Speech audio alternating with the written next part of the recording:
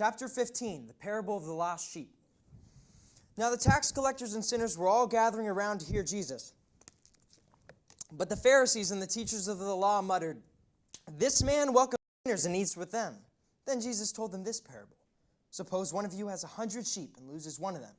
Doesn't he leave the 99 in the open country and go after the lost sheep until he finds it? And when he finds it, he joyfully puts it on his shoulders and goes home. Then he calls his friends and neighbors together and says, "Rejoice with me, I found my lost sheep."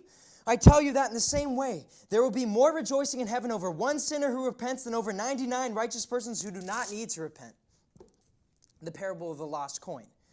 Or suppose a woman has 10 silver coins and loses one. Doesn't she light a lamp, sweep the house, and search carefully until she finds it? And when she finds it, and she calls her friends and neighbors together and says, "Rejoice with me, I found my lost coin."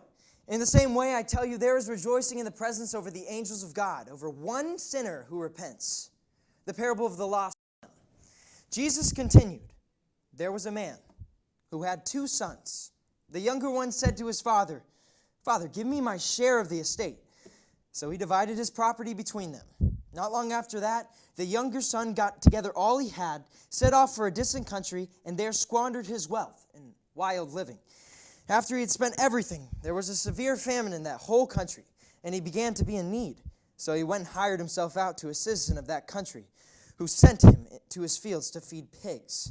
He longed to fill his stomach with the pods that the pigs were eating, but no one gave him anything. When he came to his senses, he said, 'How many of my father's hired servants have food to spare? And here I am starving to death.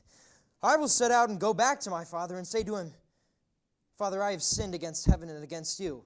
I am no longer worthy to be called your son. Make me like one of your hired servants.' So he got up and went to his father. But while he was still a long way off, his father saw him and was filled with compassion. And he ran to his son, threw his arms around him, and kissed him. The son said to him, 'Father, I have sinned against heaven and against you. I am no longer worthy to be called your son.' But the father said to his servants, 'Quick, bring the best robe and put it on him. Put a ring on his finger and sandals on his feet. Bring the fattened calf and kill it.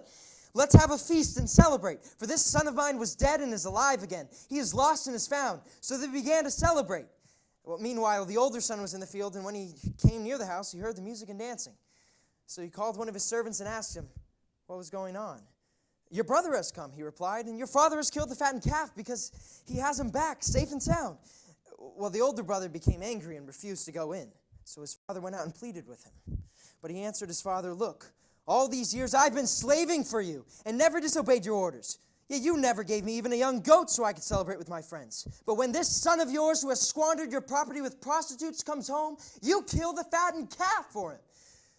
'My son,' the father said, 'you are always with me and everything I have is yours. But we had to celebrate and be glad because this brother of yours was dead and is alive again. He was lost and is found.'